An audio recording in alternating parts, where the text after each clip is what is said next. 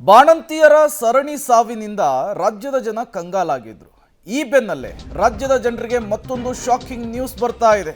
ಅದೇನು ಅಂದ್ರೆ 400 ಔಷಧಿಗಳ ಗುಣಮಟ್ಟ ಕಳಪೆ ಅನ್ನೋದು ಗೊತ್ತಾಗ್ತಾ ಇದೆ. ರಾಜ್ಯ ಔಷಧ ನಿಯಂತ್ರಣ ಇಲಾಖೆಯ ಪರೀಕ್ಷೆಯಲ್ಲಿ ಈ ವಿಚಾರ ಬಹಿರಂಗವಾಗಿದೆ. ಮಾರುಕಟ್ಟೆಯಲ್ಲಿ ಲಭ್ಯವಿರುವಂತಹ ಔಷಧಿಗಳ ಗುಣಮಟ್ಟದ ಪರೀಕ್ಷೆಯನ್ನು ಮಾಡಿದಂತಹ ಸಂದರ್ಭದಲ್ಲಿ ರಾಜ್ಯದ ಆಸ್ಪತ್ರೆಗಳು, ನರ್ಸಿಂಗ್ ಹೋಮ್ಗಳು, ಕ್ಲಿನಿಕ್ಗಳಲ್ಲಿ ಇರುವಂತಹ ಮೆಡಿಸಿನ್ ಅನ್ನ ಪರೀಕ್ಷೆಗೊಳಪಡಿಸಿದಂತಹ ಸಂದರ್ಭದಲ್ಲಿ ಈ ಆತಂಕಕಾರಿ ವಿಚಾರ, ಈ ಶಾಕಿಂಗ್ ವಿಚಾರ ಹೊರಬರ್ತಾ ಇರುವಂಥದ್ದು. ಒಂದಲ್ಲ ಎರಡಲ್ಲ 400 ಔಷಧಿಗಳ ಗುಣಮಟ್ಟ ಕಳಪೆ.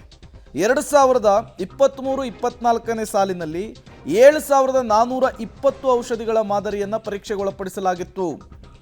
285 ಔಷಧಿಗಳು ಪ್ರಮಾಣಿತ ಗುಣಮಟ್ಟ ಇಲ್ಲ ಅಂಥೇಳಿ ವರದಿಯಲ್ಲಿ ಬಹಿರಂಗವಾಗಿದೆ. 2024-25ನೇ ಸಾಲಿನಲ್ಲಿ 3636 ಔಷಧಿಗಳನ್ನು ಪರೀಕ್ಷೆಗೊಳಪಡಿಸಲಾಗಿದೆ. ಈ ಪರೀಕ್ಷೆಯಲ್ಲಿ 177 ಔಷಧಗಳು ಪ್ರಮಾಣಿತ ಗುಣಮಟ್ಟವನ್ನು ಹೊಂದಿಲ್ಲ, ಕ್ವಾಂಟಿಟಿ ಇಲ್ಲ ಅನ್ನೋದು ಗೊತ್ತಾಗ್ತಾ ಇದೆ. ಮಾರುಕಟ್ಟೆಗೆ ಔಷಧಿ ಸಪ್ಲೈಗೂ ಮೊದಲು ಕಂಪನಿಗಳು ಈ ರೀತಿಯ ಟೆಸ್ಟನ್ನು ಮಾಡಿಸಬೇಕು. ಆದರೆ ಕೆಲ ಕಂಪನಿಗಳು ಪರೀಕ್ಷೆಗೆ ಒಳಪಡಿಸದೆ ನೇರವಾಗಿ ಜನರಿಗೆ ವಿತರಿಸ್ತಾ ಇದ್ದಾರೆ, ಮೆಡಿಕಲ್ಗಳಿಗೆ ಸಪ್ಲೈ ಮಾಡ್ತಾ ಇದ್ದಾರೆ, ದಿವ್ಯ ನಿರ್ಲಕ್ಷ್ಯವನ್ನು ವಹಿಸ್ತಾ ಇದ್ದಾರೆ. ಔಷಧದ ಪ್ರಮಾಣಿತ ಗುಣಮಟ್ಟ ಹೊಂದಿರುವಂತಹ ಕಂಪನಿಗಳ ವಿರುದ್ಧ ಕ್ರಮಕ್ಕೂ ಕೂಡ ಚಿಂತನೆ ಆಗ್ತಾ ಇದೆ ಅಂಥೇಳಿ ಆರೋಗ್ಯ ಇಲಾಖೆಯಿಂದ ಈಗ ಒಂದಿಷ್ಟು ಮಾಹಿತಿಗಳು ಸಿಗ್ತಾ ಇದೆ. ಮತ್ತಷ್ಟು ಡೀಟೇಲ್ಸ್ ಅನ್ನು ಕೊಡ್ತಾರೆ ಲೋಕೇಶ್, ನೇರ ಸಂಪರ್ಕದಲ್ಲಿ ಜಾಯಿನ್ ಆಗಿದ್ದಾರೆ. ಲೋಕೇಶ್, ರಾಜ್ಯದಲ್ಲಿ ಬಾಣಂತಿಯರ ಸರಣಿ ಸಾವು, ಶಿಶುಗಳ ಸರಣಿ ಸಾವು ರಾಜ್ಯದ ಜನರನ್ನ ಕಂಗೆಡಿಸಿದೆ.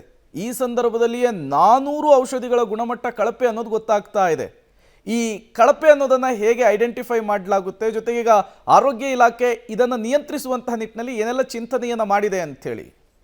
ಮೊದಲಿಗೆ ಕಳಪೆ ಅನ್ನೋದನ್ನ ಹೇಗೆ ಪತ್ತೆ ಮಾಡ್ತಾರೆ ಅಂತಂದ್ರೆ ಅದರ ಗುಣಮಟ್ಟವನ್ನ ಟೆಸ್ಟ್ ಮಾಡ್ತಾರೆ. ಆ ಗುಣಮಟ್ಟವನ್ನ ಟೆಸ್ಟ್ ಮಾಡಿದಂಥ ಸಂದರ್ಭದಲ್ಲಿ ಅದರಲ್ಲಿ ಇರ್ತಕ್ಕಂಥ ಪ್ರಾಮಾಣಿಕತೆ ಎಷ್ಟು ಅಂದರೆ ಪ್ರಮಾಣಿತ ಎಷ್ಟು ಪರ್ಸೆಂಟೇಜ್ ಅದರಲ್ಲಿ ಗುಣಮುಖ ಆಗುವಂಥ ಪರ್ಸೆಂಟೇಜ್ ಇದೆ ಇಲ್ಲ, ಅಥವಾ ಕಳಪೆ ಇದೆ ಇಲ್ವಾ ಅಂತೇಳಿ ಅದನ್ನು ಟೆಸ್ಟ್ ಮಾಡಿದಂಥ ಸಂದರ್ಭದಲ್ಲಿ ಗುಣಮಟ್ಟ ಕಳಪೆ ಇರುವಂಥದ್ದು ಪತ್ತೆ ಆಗಿರುವಂಥದ್ದು. 2023-24ನೇ ಸಾಲು ಮತ್ತು 24-25ನೇ ಸಾಲಿನಲ್ಲಿ ಸುಮಾರು 6000ಕ್ಕೂ ಹೆಚ್ಚು ಔಷಧಿಗಳನ್ನು ಟೆಸ್ಟ್ಗೆ ಒಳಪಡಿಸಿದಂಥ ಸಂದರ್ಭದಲ್ಲಿ ಅದರಲ್ಲಿ 400 ಔಷಧಿಗಳು ಕಳಪೆ ಅನ್ನುವಂಥದ್ದು ಪತ್ತೆಯಾಗಿದೆ. ಹೇಗೆ ಅಂತಂದರೆ ಈ ಒಂದು ಮಾರುಕಟ್ಟೆಯಿಂದ ಅಂದರೆ ಕಂಪನಿಗಳಿಂದ ಮಾರುಕಟ್ಟೆಗೆ ಸರಬರಾಜಾಗುವಂಥ ವೇಳೆಯಲ್ಲಿ ಆ ಕಂಪ್ನಿಗಳು ಪ್ರಮಾಣೀಕರಿಸಬೇಕಾಗತ್ತೆ, ಅದನ್ನು ಟೆಸ್ಟ್ಗೆ ಒಳಪಡಿಸಬೇಕಾಗತ್ತೆ. ಆದರೆ ಅದು ಯಾವುದನ್ನು ಮಾಡ್ದೇ ನಿರ್ಲಕ್ಷ್ಯ ಮಾಡಿ ಮಾರುಕಟ್ಟೆಗೆ ಬಿಡುವಂಥದ್ದು.